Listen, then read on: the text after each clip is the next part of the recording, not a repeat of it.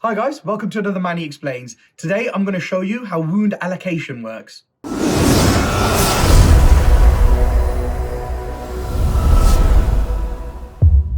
If you enjoy these videos guys and you haven't already, hit the subscribe button and the notifications bell just below so you know each time I release one of these videos.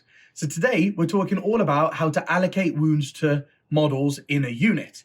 Now, if we just have a look how the rule states that you allocate attacks, it says if an attack successfully wounds the target unit, then the player commanding the target unit allocates that attack to one model in the target unit. So it can be to any model in the unit, doesn't have to be one that is within line of sight and range of the attacking model. And then, if a model in the target unit has already lost any wounds or has already had attacks allocated to it this phase, the attack must be allocated to the same model. So it's a little bit more complicated than it sounds on the surface, and I'm just going to get a few models and show you how it looks on the table.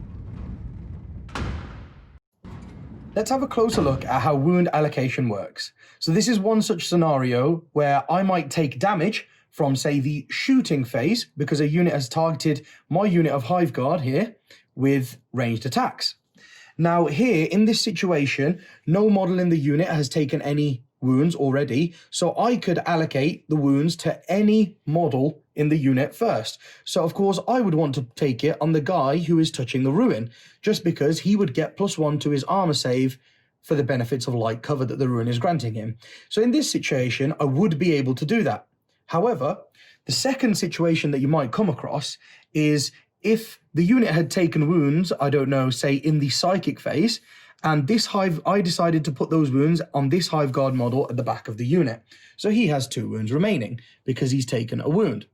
Now, if we went to the shooting phase, of course, I would want to take the attacks on the guy in the ruin. However, I have a model in my unit who has already lost wounds. So in that case, I must resolve attacks against that model until he is destroyed. And then again, I can now choose, because now there's no wounded model in my unit, I can now choose to allocate the attacks to whichever model I want. And of course, I would start taking it on the guy in the ruin again. So those are the 2 main scenarios where wound allocation comes into play. The only other scenario would be one like this, where I had models in the same unit, which have a 2+ armor save, and then a 4+ invulnerable save, and only a 4+ armor save. So here, if I was shot by, say, a squad of Marines who had 5 bolt guns and then a multi-melter in their squad, if they shot with the Storm Bolters first, I would be wanting to allocate those wounds to one of the models with a 2+ save, so that I'm less likely to take any wounds. So say the Bolters have come finished shooting now, and I haven't taken a single wound. I have survived the entirety of it. When the multi-melter now hits me, of course I would want to take the multi-melter on my guy with the 4+ invulnerable save, because a multi-melter is -4 AP. Therefore, the guys with the 2-up save would only get a 6+ save against that. So it would make sense to take it on the guy with the 4-up invulnerable. Now, I can't, because we are in the same phase that I allocated any attacks to this model. So this model, because he has had some attacks allocated to him, if we're in the same phase, the rest of the attacks that come in from that phase, he must be the first guy to be allocated any wounds from that weapon. But then when he's dead, again, I can go back to taking the wounds on whichever other model I want.